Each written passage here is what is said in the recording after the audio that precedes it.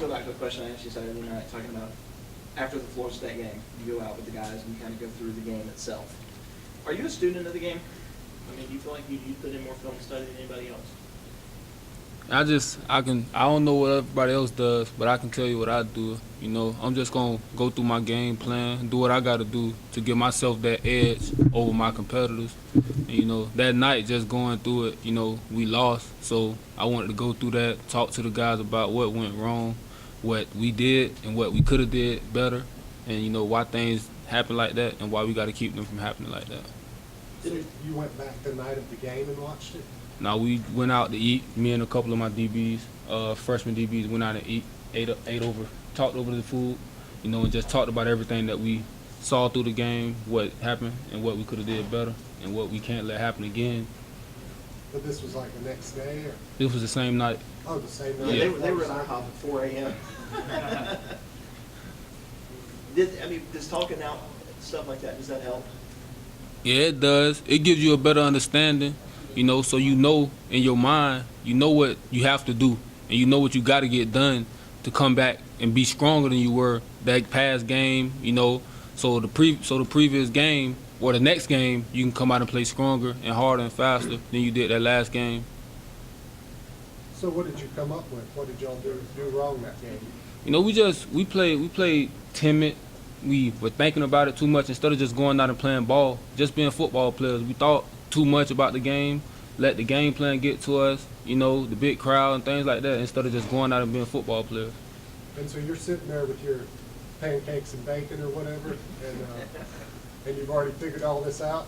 Yeah, just you know, because through the game, you know, just looking at it when I wasn't in and Travis was in, just looking at the things that was going on in the game, you know, it just looks like guys was playing slow, not playing as fast as they did, you know, and just looking back at that, you can tell that that was a big problem with us in the game.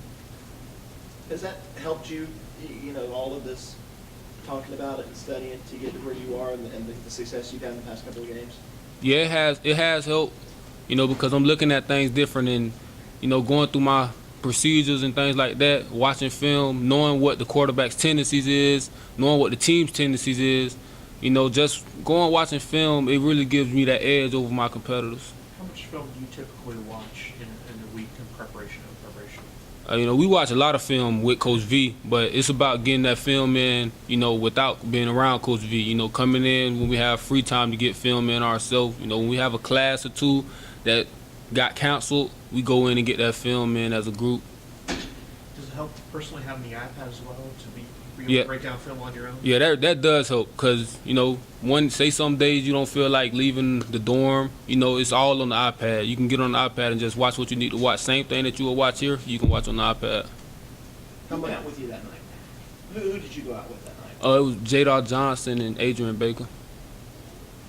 Talk about that interception Saturday. I mean, was that something that you had seen on film that you knew that particular play, or was it just right spot at right time?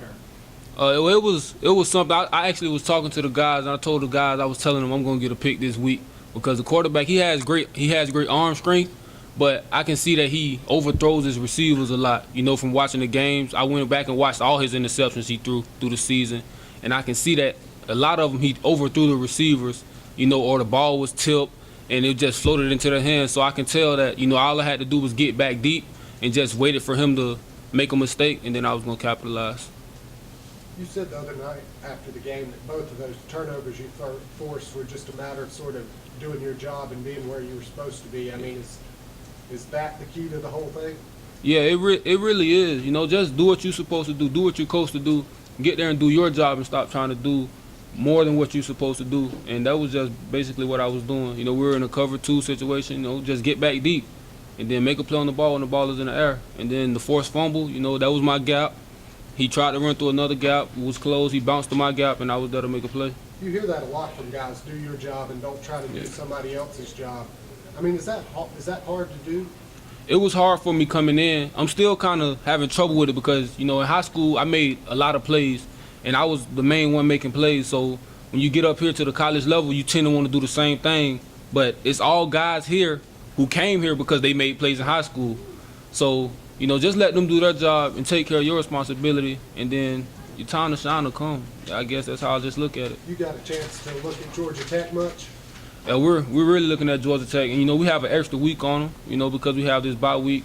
So we gotta, and that's gonna be something complicated to get down, as a young player, covering the option, that's always difficult because of shifts and trades and things like that.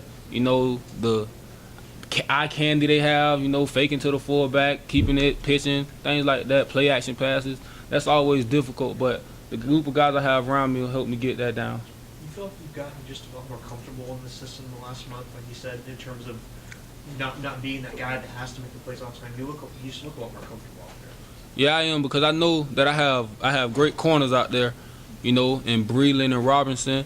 I have linebackers who's going to hit you. They're going to fill the gap. They're going to do what they have to do. And I also have a D-line that's going to put pressure on the quarterback to make him get rid of that ball sooner than he wants to. And that's just more fun, too. That's what Yeah. Robert said yesterday. You looked like you were having more fun out there than, say, at the start when you were stressing more about it. Yeah, it was, because, at the start of the season, I was thinking, so I didn't go out there and make mistakes. Yeah. But now I'm playing, and if I make a mistake, I make a mistake, because it's football. Going to make mistakes. So I'm just going to go out there, and if I make a mistake, I'm going to try to override that mistake by making a big play and things like that.